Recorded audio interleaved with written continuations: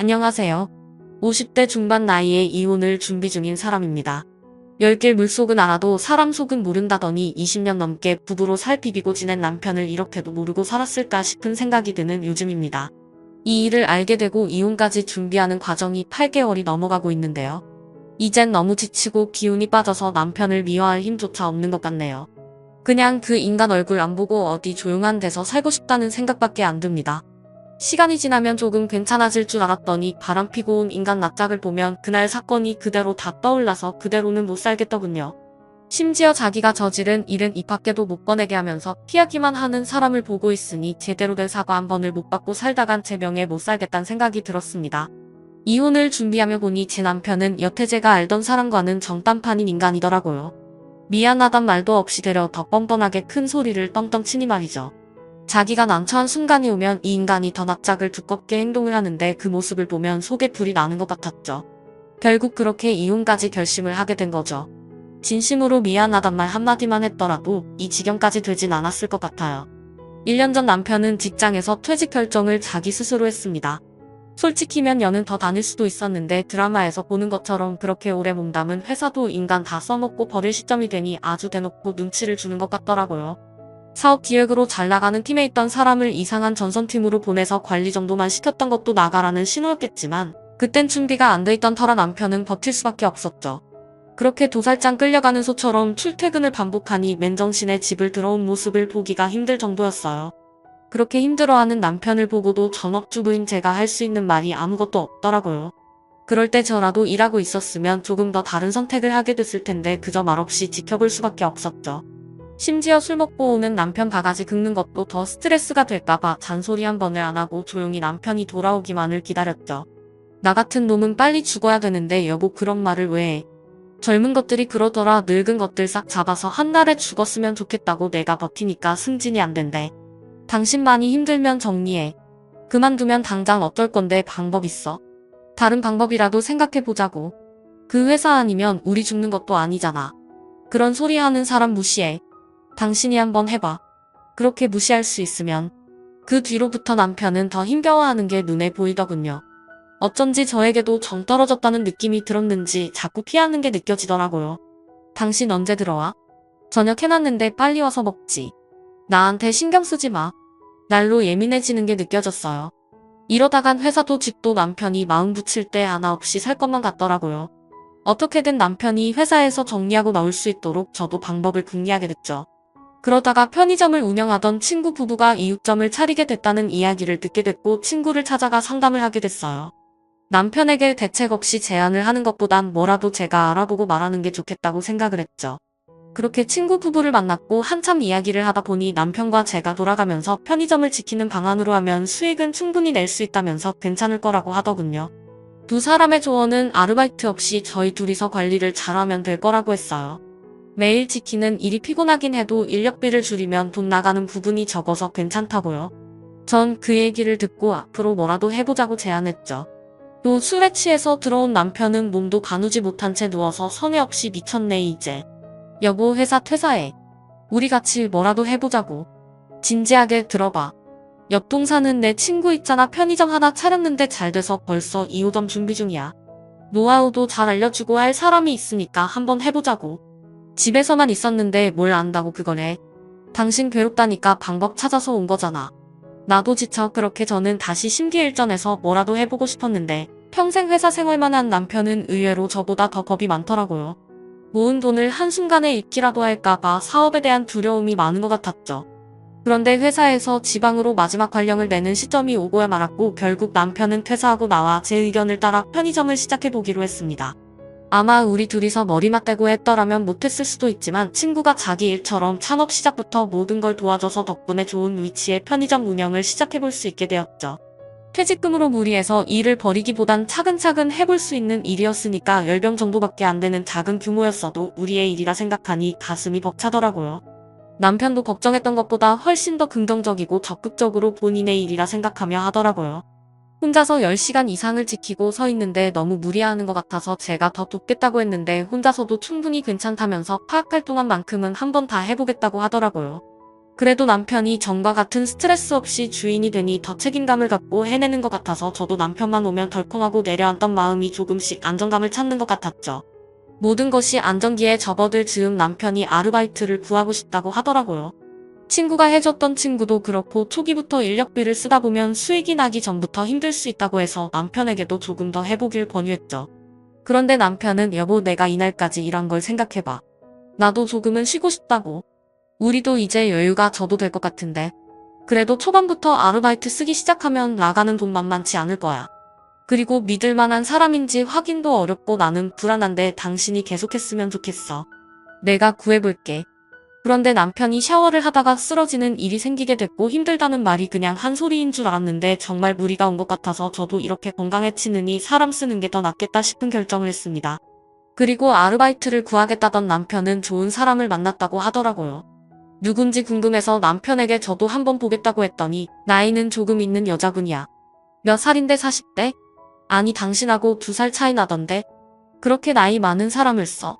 난 젊은 사람보단 훨씬 나은데 괜히 버릇없이 구는 것보단 일머리도 있고 싹싹하고 더 좋을 것 같아서 그래도 너무 나이가 많은 것 같은데 우리가 대하기도 나이가 비슷하면 더 편하지. 이제 당신 편의점은 내가 다 맡아서 할 테니까 신경 쓰지 마. 더 잘 돼서 이유점 내면 그때 당신이 맡아서 해. 전 당연히 남편이 젊은 학생을 구했을 거라고 생각했는데 제 또래의 여자라니 의아했습니다. 젊은 학생들이 괜히 투덜대면서 응대하는 게 싫었다면서 남편은 나이 있는 사람들이 친절하게 하는 게 더 좋아 보일 것 같다면서 자기 생각을 확실하게 밝히기에 순순히 따르기로 했죠. 그리고 아르바이트생이 생기면서 남편은 조금 더 여유를 갖고 지내는 듯 했어요. 걱정했던 것과는 다르게 매장 안 청소도 너무 깔끔하게 잘하고 습득도 빠르다면서 마음에 들어 하더라고요. 남편이 아무 걱정하지 않게 잘 운영을 해줘서 저도 한시름 놓고 지냈던 중 보기 좋더라. 신혼부부인 줄 알았네. 무슨 소리야? 가게에서 2사람 보기 좋더라고 딱 붙어서. 아 그래? 언제 본 거야? 이틀 전에도 지나가다가 봤는데 가게 하면서 금술이 더 좋아진 것 같아서 내가 다행이다 싶었지. 남편하고 사이 완전 회복된 거야. 너 나한테 한턱 쏴야 돼. 전보다는 좀 낫지. 그건 그렇고 근데 무슨 일 있어? 한 번씩 문 닫혀 있던데. 문이 닫혀 있다고? 화장실 간 거 아니야? 나 지나다닐 때마다 더 챙겨서 보잖아. 외출 중이라고 써져 있는 걸 몇 번 봤는데 시간이 꽤 길어서 줄 선 손님들도 있더라. 너무 안 오니까 그냥 가던데. 그 이야기 듣자마자 남편과 알바생 영선씨가 둘이 부부로 보일 만큼 좋아 보이는구나. 묘한 감정이 들었죠. 저는 한 달 이상 가게에 간 게 손에 꼽히기 때문에 친구가 본 사람도 제가 아니라 분명 영선씨였을 텐데 2사람이 멀리서 부부로 보일 만큼 다정해 보이는구나. 둘이 있는 상황을 단 한 번도 본 적이 없었는데 문득 궁금해졌죠. 그리고 한 번씩 자리를 크게 비우는구나 생각했고 남편에게 이 일을 당장 말해줘야겠다고 생각했어요. 그렇게 몇 번을 봤다는데 손님들에게도 그런 인상이 생기면 점점 발길을 끊게 될 수도 있잖아요. 막상 모질게 말 못하는 남편 성격도 걱정이 되더라고요. 필요하다면 저라도 나서서 이야기를 해야 하나? 별 생각을 다 했죠. 여보 친구가 그러는데 그분이 외출을 길게 하는 것 같아. 당신이 한 소리 좀 해. 자리 너무 길게 비우지 않게 주의를 좀 둬야 될 것 같아. 아니 사람이 잠깐 화장실도 가고 그럴 수 있지. 당신이 그러니까 사업 소환이 없다는 거야. 사람이 서로 사람답게 대우를 해주고 믿음을 갖고 지내야지. 당신처럼 하면 몇 개월 있다가 다 도망가지. 내가 알아서 하니까. 그런 건 나한테 맡겨. 내가 판단하니까. 아니 그게 아니라 그냥 간 손님도 있다 그러니까. 에이 당신 친구도 참 자기 일이나 잘하라. 그래 남의 가게 기웃거리고 관철하지 말고 자기가 돈 좀 줬다고 우리 가게도 자기 것처럼 생각하나 본데 알아서 한다고 해. 신경 써서 봐준 사람한테 왜 그렇게 말을 해? 미친 여자 아니야? 남의 일에 왜 그렇게 신경을 써? 한가 하면 자기 가게 청소나 더 하라고 해. 갑자기 막말처럼 쏟아내는 남편의 반응에 당황을 했죠. 우리 가게를 그렇게 오래 비워놓는다는데 고맙다는 말은 아니어도 미친 여자라면 욕까지 하는데 찜찜했습니다. 같은 여자니까 내가 가서 잘 이야기해 볼게. 아 당신이 나서지 말라고. 왜 그렇게 화를 내? 가게 비우는 건 큰 문제잖아. 그렇게 스트레스 줄 거면 오지도 마네. 돈으로 차린 내 가게니까. 내가 망하든지 문을 걸어 잠그든지 신경 끄라고. 알았어. 그냥 조심해달라고 말 한마디도 못해? 내가 다 안다고. 내가 허락했어. 이미 알고 있었다는 거야. 그럼 가게를 20분 이상 비워도 괜찮다고? 왜? 시끄러워. 끊어. 그녀를 보호하면서 자기가 모든 책임을 지겠다며 소리를 지르는 걸 보니 2사람이 어떤 관계인지 의심을 거둘 수가 없겠더라고요. 요즘은 핸드폰으로 가게 내부를 CCTV를 실시간으로 볼 수 있어. 남편 핸드폰으로 그 여자가 혼자 있는 모습이라도 봐야 직성이 풀리겠더군요. 밟고 나는 남편 반응을 보고 나니 의문이 더 커졌습니다. 솔직히 제 이야기를 듣고 주의를 시키겠다면서 신경을 쓸 줄 알았는데 자기도 이미 다 알고 허락했단 반응이 도무지 이해가 안 가더군요. 그뿐 아니라 이상했던 게 영선 씨가 아르바이트를 시작한 후로도 익숙해졌을 법도 한데 굳이 그 시간을 남편도 나가 있더라고요. 아르바이트를 쓰면 나머지 시간은 자기가 여유를 갖고 보내고 싶다더니 말과는 다르게 몸은 늘 그곳에 가서 부부처럼 보일 정도로 붙어서 지내고 있는 것 같았죠. 그리고 늦게 들어와 잠든 남편의 핸드폰에 CCTV를 돌려보는데 매장 내부와 창고에 마련된 3개 CCTV 중 창고 하나는 검은 화면이 돼 있더라고요. 솔직히 제일 중요한 곳이 재구물품이 있는 창고 아닌가요?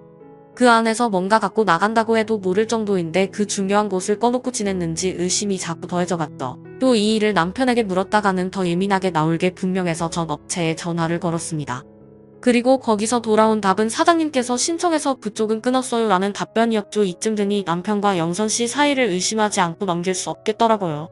그 여자만 있는 시간에 몰래 가서 보기도 했고 남편과 단둘이 있는 모습을 스치듯 보긴 했지만 친구가 말해준 외출 중이라는 팻말이 붙인 날은 없더라고요. 아무래도 주변에서 누군가 계속 보고 있다는 생각을 하니 남편도 더 조심하는 것 같았죠. 그리고 저도 그 일로 계속 신경을 쓰다 보니 너무 정신적으로 스스로 달달 볶는 기분이 들어서 잠시 내려놓고 지내기로 했습니다. 그리고 남편이 일정이 생겨 시댁에 들러야 하는 날이 있었는데 마침 영선 씨도 8시면 마치는 시간이어서 그날은 제가 편의점을 지키게 됐죠. 가보고 싶었는데도 기어코 오지 말라며 말리는 남편 때문에 저도 손님처럼 스쳐 지나가는 것 외에는 내부를 속속 들이볼 수가 없었는데 이참에 잘 됐다 싶더군요. 그리고 창고를 들어갔는데 이상하게 초반에 잘 정돈돼 있던 위치가 달라져 있었고 과자나 음료를 놓는 선반이 벽 쪽으로만 돼 있어서 중간이 텅 비어져 있더라고요. 어쩐지 전보다 동선이 더 불편해진 것 같았는데 남편이 한 결정이려니 했어요. 그런데 CCTV 화면을 검은 비닐봉지로 씌워놓은 게 눈에 띄었습니다. 굳이 이렇게까지 여길 막아둔 이유가 대체 무엇일지, 가장 중요한 창고를 왜 안 보이게 뒀는지, 오늘이 어쩌면 저에게 기회란 생각이 들어서 업체에다 연락해 창고를 볼 수 있게 해달라고 요청했습니다. 그리고 제 폰으로 연결해서 볼 수 있게끔 해두었죠. 검은 봉지를 싹 벗겨버렸다가 남편이 눈치를 챌 것만 같아서 구멍을 살짝 내놓고 나왔습니다. 확실한 증거를 잡자는 마음보다 차라리 제가 한 의심이 그냥 지나친 생각에서 끝나길 바라는 마음이었죠. 그날 이후로 저는 CCTV 화면을 손에서 놓지 않고 봤습니다. 다행히 거길 오가는 상황 외에는 특별한 건 없더라고요. 제 지나친 생각이었구나 하면서 남편에게도 괜히 미안한 마음이 들었죠. 그런데 그때 또 친구에게 전화가 걸려와서 너 어디야? 가게 없어? 난 집이지 가게 잘 안 나가는데 왜 봐 또 외출 중이잖아. 알바생 있는 시간이야. 아니 지금 남편이 있을 시간인데 우선 끊어봐. 저는 그리고 다급히 핸드폰 화면으로 창고를 봤습니다. 남편이 보였죠. 선반장 뒤에 숨어있던 간이 침대를 꺼내 펴더라고요. 피곤할 때 종종 이렇게 꾀를 부렸구나. 이유를 알겠더군요. 그런데 몇 분의 시간이 흐르자 창고 안으로 들어오는 사람이 있었습니다. 오늘 일하는 날도 아닌데 온 영선 씨가 창고 안으로 들어와 익숙하게 외투를 벗더니 남편과 불륜을 하는 게 아니겠어요? 화면 속에서 그러고 있는 둘의 모습을 보고 있으니 차마 눈을 뜨고 볼 수가 없겠더라고요. 더 볼 필요도 없을 것 같았습니다. 설마 하는 생각은 했지만 솔직히 이 정도로 둘이 불륜을 안을 정도인 줄은 생각조차도 못한 상황이었거든요. 예측과는 전혀 다른 상황이 제 눈앞에서 생생히 펼쳐지니 손은 벌벌 떨리고 아무리 안 보려고 해도 짐승처럼 엉킨 두 인간의 모습을 계속 보게 되더군요. 그동안의 가게 앞에 붙은 외출 중의 의미가 바로 이런 의미였구나 싶었습니다. 그래서 그렇게 불같이 반응을 했구나. 계속 찜찜하게 남아있던 게 다 풀리더군요. 얼마나 제가 놀랐는지 턱 밑이 떨리기 시작하더군요. 떨리는 손을 겨우 잡고 저는 남편이 있는 편의점으로 향했습니다. 집에 하나 더 있던 스페어 열쇠로 외출 중 팻말을 냈다 땅에 던지고 둘이 깔깔대며 소리를 내고 한참 시간을 보내고 있는 창고로 들어섰습니다. 그 여자가 먼저 저를 보고 놀라 소스라치게 숨었고 남편은 갑자기 소리를 지르며 아니 여기를 왜 왔어. 저는 아무 말도 하지 않고 창고에 있던 선반을 다 끌어내어 그 안에 남편이 갇히게 했죠. 이미 모든 증거가 제 핸드폰 안에 있고 현장까지 덮치니 상황은 빼도 박도 못할 거라 생각했어요. 근데 남편의 반응은 너무 경악스럽습니다. 그래 그냥 한두 번 즐겼다 됐지 참 당당한 애 남자들 한 번씩 다 그래 다 그러니까 당신도 그래도 된다고? 부끄럽지도 않니? 여기서 외출 표시해놓고 창고에 숨어서 이러고 있는 게 그러고도 아빠 소리를 들을 수 있어. 이 정신 나간 놈아. 회사에선 나보다 더한 놈들 천지였어. 잘못했다고 안 해. 사과 안 하냐고. 안 해. 너도 능력되면 다른 놈하고 놀아. 그럼 되잖아. 잘못했다고 말하라고. 이 쓰레기야. 싫다. 왜 길길이 날뛰며 화를 냈죠. 제가 얼마나 정신없이 물건을 던졌는지 음료 수병이며 과자 봉지가 터져서 엉망인데도 남편은 꼼짝을 안 하더군요. 거기에 그 상황에 저더러 능력되면 다른 놈하고 불륜을 하란 말까지 하니 하도 어이가 없어서 더 이야기할 힘도 없다군요. 자기가 한번 미안하다고 숙이기 시작하면 계속 그래야 된다는 생각 때문인지 더 뻔뻔하게 낯짝을 들고 말하는데 기가 막히더군요. 그런 인간하고 무슨 대화로 풀 수 있을까 엄두가 안 났어요. 전 결국 그날로 이혼 소송을 준비하기 시작했고 다행히 제가 가진 영상이 크게 작용을 해 제 쪽으로 조금 더 유리하게 작용을 할 것 같더군요. 이 인간은 평생 제게 손톱만큼도 미안해하지 않을 것 같았어요. 미안하지 않은 사람에게 용서를 할 수도 없으니까요. 그날 둘의 미친 장면은 저만 이해를 못하는 광경이었던 것처럼 남편은 굴었고 저는 시댁 식구들 모두를 모아놓고서 이 장면을 보여줬습니다. 꼼짝 않는 남편 코를 어떻게든 눌러주고 싶어서요. 그렇게 긴 이혼 소송을 준비하면서 알게 된 사실이 또 하나 있었는데 남편과 불륜을 한 영선 씨는 나이가 너무 많아서 어디도 취직을 못하는 상황이었는데 남편이 일하는 조건으로 불륜을 제시했다고 하더군요. 어찌 보면 그녀도 피해자였죠. 입장 정리 확실히 해요. 아무리 그 인간이 당신을 이용했다고 해도 제 입장에선 상간년 소송을 할 수밖에 없어요. 정말 당했단 말이 진심이라면 확실히 행동해요. 사모님 방법을 알려주시면 그대로 할게요. 그래서 지금은 상간년 소송을 준비하던 영선 씨가 아예 남편 일까지 형사소송으로 신고를 하면서 더 확실하게 남편에게 박살 내줄 준비를 하고 있습니다. 끝까지 싸울 생각으로 가다 보니 이제 그 인간 입에서 잘못했단 소리도 나오고 매일 얼굴을 바꿔가면서 찾아오는데 참 역겹더라고요. 가증스럽고요. 그러다 또 달라지면 얼마나 뻔뻔한 소리를 뱉을까 이제 믿음도 없었습니다. 시댁에서는 그러더라고요. 이렇게까지 하면 저도 안 편할 거라고요. 나중엔 정말 후회할 짓이라 생각할지도 모르겠지만 지금으로선 제가 할 수 있는 최선을 다해 벌을 줄 생각입니다. 죄 없는 시어머니의 눈물 앞에서도 냉정히 마음 바꿀 생각 없다고 말했습니다. 현재 저는 친구 2호점 가게를 운영하면서 배워나가고 있어요. 위자료 받고 어느 정도 정리가 되면 저도 작은 편의점을 하나 운영해볼까 하고요. 하나밖에 없는 아이에게 이 일을 알리지 않았지만 부끄러운 아빠로서 아이 앞에 설 일은 없게 하려고요. 조금 긴 싸움이 될 것 같습니다. 그래도 정신 차리고 살았으면 좋겠네요. 저도 새로운 인생 준비를 잘해야겠죠. 긴 이야기 들어주셔서 감사합니다. 다음 사연입니다. 안녕하세요. 와이프와 싸우다 결론이 안 나 글을 올려봅니다. 저희는 결혼 5년차 30대 중반 부부이고 아이는 아들 하나 있습니다. 글을 쓰는 저는 남편입니다. 저희가 얼마 전 집장만을 했습니다. 대출도 꼈지만 무엇보다 처가댁의 지원이 있어 가깝수로 가능했네요. 감사한 마음으로 매달 지원해주신 돈의 이자라 생각하고 용돈 드리며 지내고 있습니다. 물론 대출도 있으니 열심히 갚으며 따로 저축도 하고 있습니다. 지난 주말 집들이로 저희 가족들이 방문을 했죠. 부모님과 형네애가 왔는데 다들 집 보면서 너무 근사하고 훌륭하고 잘했다 수고했다 했습니다. 그러다 저희 어머니가 이제 집장만도 했으니 둘이 너무 아끼지만 말고 재밌게 돈 쓰고 살아라. 우리는 젊어서 아끼기만 했더니 이제 돈 쓰는 방법도 모르겠다 하셨습니다. 기분 좋게 그냥 내하고 식사 잘 마치고 다들 집에 갔는데 와이프가 설거지를 하면 왠지 기분이 안 좋아 보이는 겁니다. 음식 장만은 제가 해서 와이프가 설거지 무슨 일이냐고 물으니 어머니 저 말이 기분이 나쁘다네요. 왜냐고 물었더니 집 사는데 보태준 건 우리 집이고 앞으로 갚아 나가야 될 것도 많은데 도움 한 푼 안 준 시댁에서 쓰고 살라느니 이런 말 하니까 그냥 듣기 짜증나서 누구는 안 쓰고 살고 싶나 양가에서 다 도움 줬으면 대출도 안 받고 쓰고 살 수 있었겠지. 그런 말을 왜 하신대. 약 올리는 것도 아니고랍니다. 제가 어머니가 약 올리려고 한 말이 아니라 그냥 당신 경험에 빗대어 얘기해준 거 아니냐. 너무 나쁘게만 듣지 마라 해도 아내가 전염된 애 툴툴거리며 화를 내더군요. 나중엔 저도 듣다가 짜증이 나서 형편이 안 돼요. 못 도와주는 걸 어떡하라고 계속 화를 내는 거냐. 그냥 한 귀로 듣고 한 귀로 흘리면 되는 거 아니냐 하고 화를 냈네요. 그랬더니 와이프가 처가댁에서 해주신 돈 그냥 돌려드리자네요. 이미 써버렸는데 어떻게 그러냐고 하니 한 달에 저축액 2배로 늘려서 그걸로 지원해 주신 돈 조금씩이나마 갚겠다고 합니다. 저는 어머니의 저 말과 그게 무슨 상관이 있는지 잘 모르겠지만 그렇겠답니다. 문제는 그렇게 하면 저희 부부와 아들은 정말 거지처럼 살아야 합니다. 와이프가 알뜰한 편이라 지금도 많이 안 쓰며 살고 있는데 저렇게까지 해버리면 의식주만 딱 해결하는 정도가 되어버립니다. 와이프에게 다시 뭘 바라냐고 물어보니 시댁에서도 똑같이 도와주는 거랍니다. 그래서 제가 형편이 안 돼요. 못 도와주시는 거 알지 않냐 되면 얘기해 봤겠지만 안 되는 건 어쩌냐 했더니 그럼 위에 말한 대로 결국 하겠다네요. 저희 어머니 말이 기분이 나빴어도 그게 굳이 저렇게 할 일인가요? 애초에 저는 저게 기분 나쁜 말인지도 잘 모르겠습니다. 어머니와 와이프의 소비에 대한 마인드 차이일 뿐인데 와이프 친구 중에도 유명한 욜로족 친구가 있어서 저희한테 아끼지만 말고 쓰고 살아라 영불외도 말하지만 와이프는 화내거나 그 친구 이해 안 되고 한심하다는 이한 적 한 번도 없습니다. 그냥 개개인 차이니까 하고 웃어 넘길 뿐이죠. 그래서 더 이번에 화가 난 포인트를 잘 모르겠습니다. 아직 저희 집과 처갓댁에서는 이 사실을 모르십니다. 와이프 마음을 돌리려면 어떻게 설득하고 해결해야 할까요? 추각을 올립니다. 많이들 오해하시는 게 저희 어머니가 자기에게 쓰길 바래서 그런 말 하신다고 했는데 그건 아닙니다. 짐작하시겠지만 저희 집은 넉넉하지가 못해서 결혼하면서 여태까지 보태주신 게 단 하나도 없습니다.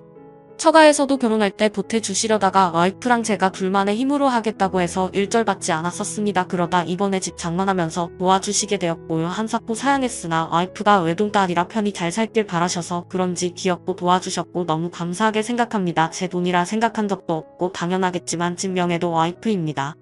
저희 집은 용돈이고 선물이고 일절받지도 않으시려 합니다. 면목 없다고요. 저희 생일이나 명절엔 용돈이라도 쌈짓도 모아 쥐어주시기만 합니다. 아무튼 그런 사정이라 저희 집에서도 늘 처가 되게 감사해하시고 죄송해하시죠. 해주고 싶어도 줄 게 없으니 글에 미처 못 썼지만 집들이 날도 저희 가족들이 한참을 처가 댁 칭찬과 감사만 하다가 끝났을 정도입니다. 별로 중요한 게 아니라 안 썼는데 많은 분들을 오해하게 해서 죄송하네요. 저희 어머니는 평생을 푼 돈이라도 벌겠다고 일하고 모으고 이러시다 보니 하셨던 얘기 같습니다. 항상 와이프가 맞벌이 하는 거 미안해 하시는 분이거든요. 당신 아들의 능력이 없어 며느리 고생한다고 맞는 말입니다. 평소에 그런 저희 가족과 어머니 성격을 잘 알면서도 저 말 한마디 꼬아듣고 굳이 어려운 길로 가겠다는 와이프가 이해가 되지 않아 글을 올려봤습니다. 다시 한번 잘 얘기해봐야겠네요. 와이프와 새벽에 맥주 한잔하며 얘기해봤습니다. 제가 혹시 처가 댁이 우리 도와주시느라 노후가 지장을 받으시거나 맘껏 돈을 못 쓰는 상황이면 와이프 말대로 돈을 돌려드리자고 했습니다.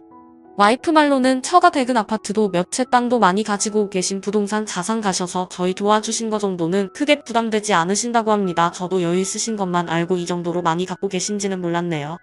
자기도 맨날 처가 댁에서만 이것저것 해주시는 게 은근히 신경 쓰여왔던 것 같다고 시댁에서 못해 해주시는 게 알게 모르게 서운했는데 자신도 미처 못 깨닫고 있다가 터진 것 같다고 합니다. 저축액을 늘리는 건 현실적으로 어렵기 때문에 저는 거지처럼 살아도 되는데 아들이 지금 모으고 있는 저축통장이라도 만기되면 처가 댁에 드리기로 했습니다. 저도 너무 당연하게 받은 것 같아 이 기회에 반성하게 됐네요. 많이들 궁금해하셔서 적자면 저희 집은 6억짜리 수도권 아파트이고 저희가 결혼 전으로 모은 3억의 대출 1억을 받고 처가 댁에서 지원해 주신 돈은 2억입니다. 그 대가로 80만원씩 매달 드리고 있습니다. 그 외에 지원해 주시기 전에 드리던 용돈 20만원까지 하면 매달 처가 댁에 100만원 드리고 있습니다. 저희 집엔 드리는 게 없고요. 용돈 20만원을 결혼 후 1년간 드렸는데 고스란히 모아 저 모르게 와이프에게 돌려주셨다더군요. 저희 어머니가 너 비상금 하라고 하셨답니다. 그러면서 진짜 용돈 주지 말라고 우리는 먹고 자고 하는 것밖에 안 하는 사람들이라 귀한 돈 줘봐야 잘 쓸 줄도 모른다고 하도 얘기하셔서 그 이후로는 드리지 않습니다. 생신이나 명절에 간간히 드립니다. 근데 그럴 때 저희 부모님도 저희에게 용돈을 주시니 쌤쌤이네요. 아무튼 원래는 좀 변두리에 싼 아파트로 가려다가 처가 댁에서 2억 지원해 줄 테니 와이프 직장 출퇴근 좋은 수도권으로 가라셔서 이렇게 좋은 집 오게 되었습니다. 제 직장과는 좀 멀어졌지만 그런데 어떠한가요? 너무 감사한 일이죠. 저는 회사원이고 월급은 이것저것 합쳐 400 후반 정도 됩니다. 와이프도 회사 다니고 연봉이 잘 안 오르는 직종이라 100중 후반 정도 받고 있습니다. 아무튼 모으는 돈은 적금 통장이 만기되는 대로 처가 댁 드리기로 했습니다. 받아주실지는 잘 모르겠네요. 많은 분들이 시댁에 상처가 많아 저희 어머니를 욕하시기도 했는데 세상엔 정말 며느리 걱정도 해주고 비록 해주는 건 없지만 항상 미안해하고 고마워하는 시댁도 있다는 걸 이 자리를 빌어 말씀드리고 싶네요. 물론 시금치도 싫어질 정도로 지긋지긋한 시댁도 많지만요. 그런 분들은 힘내시길 바라겠습니다. 다들 행복하게 사시길 바랍니다. 감사합니다. 오늘의 사연은 추가의 사연의 후기까지입니다. 어머니의 말 한마디에 기분이 나빠져서 친정에서 보태준 돈을 다 갚겠다는 한해 그래도 대화가 잘 되어서 다행이라고 생각이 드네요. 이 말대로 개판인 시댁도 많지만 그러지 않은 시댁도 있다는 거 알아주시면 감사하겠습니다.